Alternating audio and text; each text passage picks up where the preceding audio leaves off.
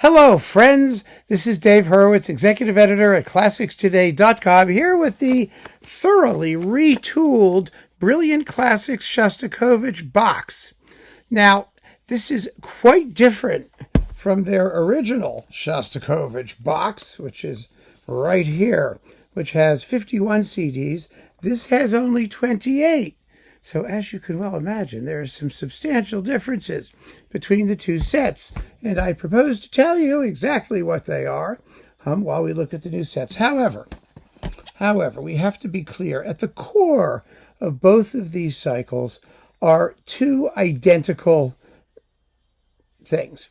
Yes, whatever they are, cycles, performances. Well, three actually identical things. You have the symphonies with Rudolf Barshai and WD Orchestra in Cologne, which are fabulous. It's one of the great Shostakovich cycles. It has really no weak links. I mean, they're all really fine performances, splendidly recorded. The 13th, Bobby Yar, is worth the price of the set. I mean, maybe not all 51 CDs here, but yes, no, it's an amazing performance. Really, really great stuff.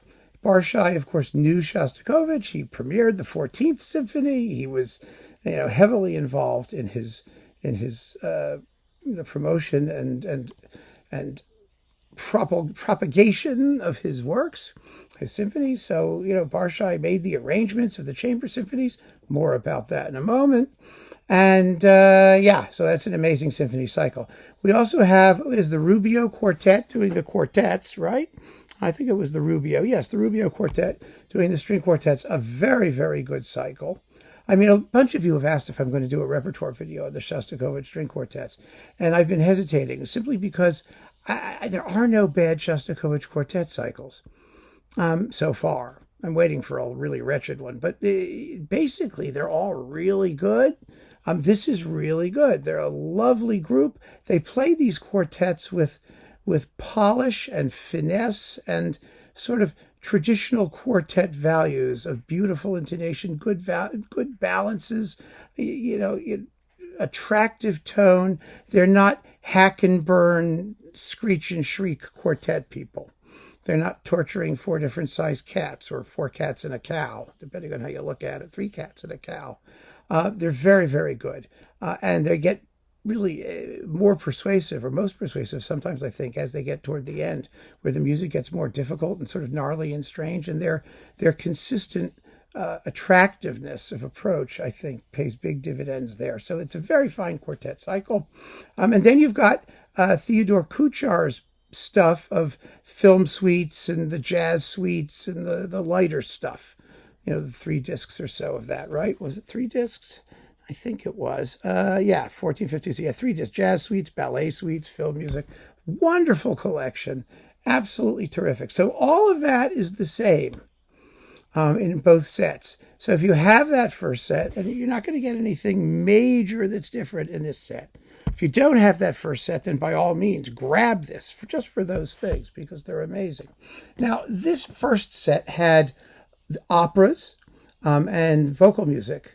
Quite a bit of it, 4 discs of songs.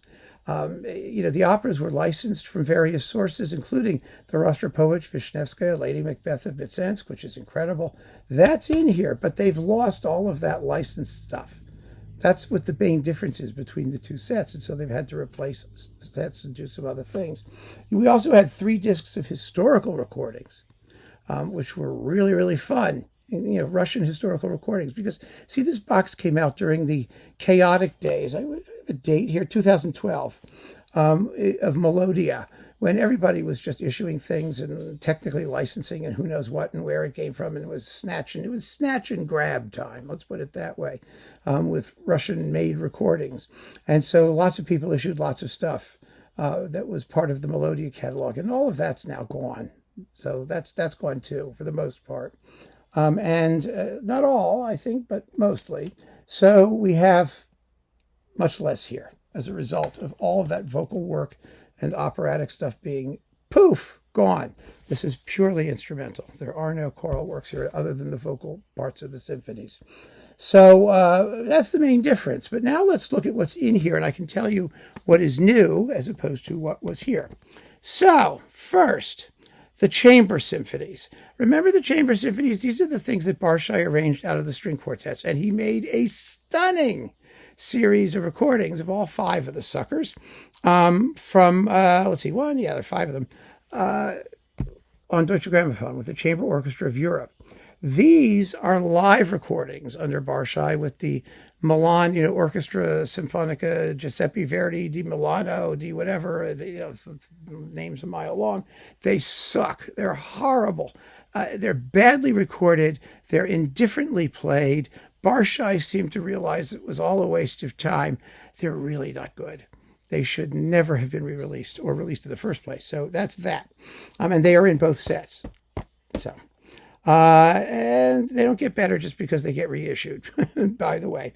The piano concertos, these are new recordings. In the old box, they had Christina Ortiz and Pavel Berglund, which is a very nice, set of things. But these are new recordings from 2023-ish with Giuseppe Andoloro, piano, and the Orchestra Sinfonica Abruzzese under Filippo Arlia.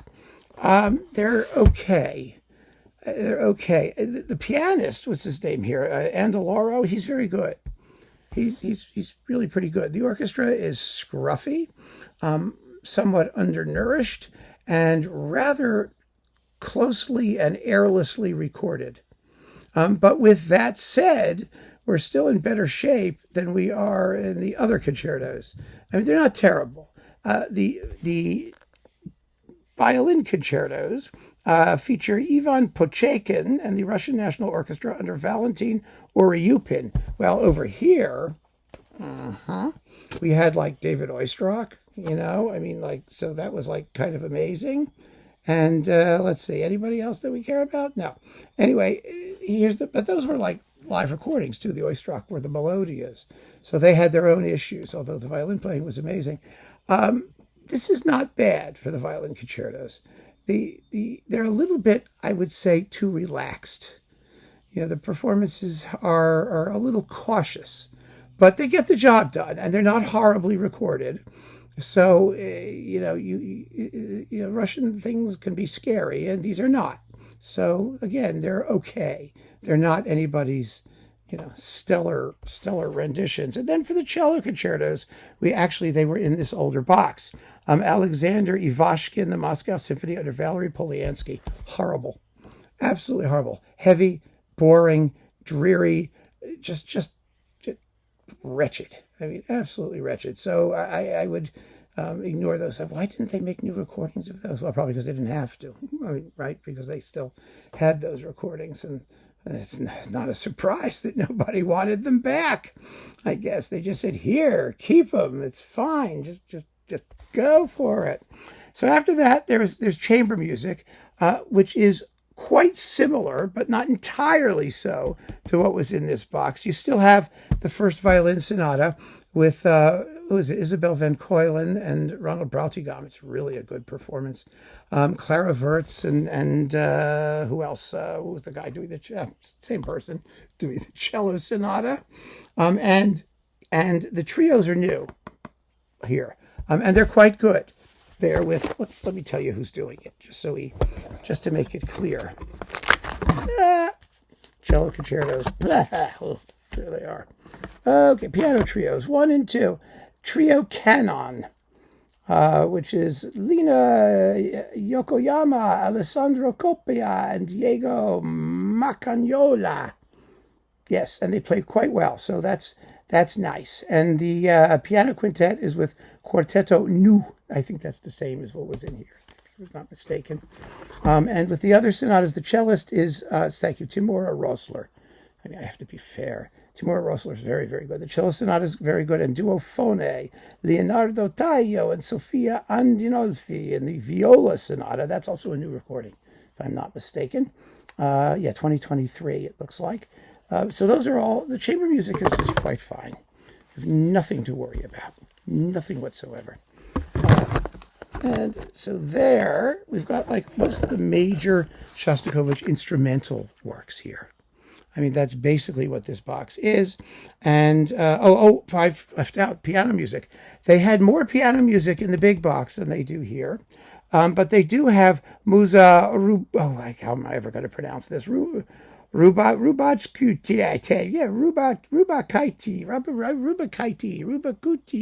She's very good.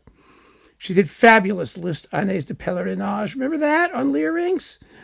She's a really good pianist, and she does the preludes and fugues. There were the piano sonatas and other things were in this other box, if I'm not mistaken. But here you get the preludes and fugues only, and it's a very good set. It's maybe not Sherbakov or actually Jenny Lin, who's one of my favorites, and some others, but it's really, really first class. She's an excellent pianist. And so that's it. If you do not have this before, give it a shot. You may want to consider it. Otherwise, you're in good shape if you have the first box. So keep on listening, friends. Thanks so much for joining me. Take care.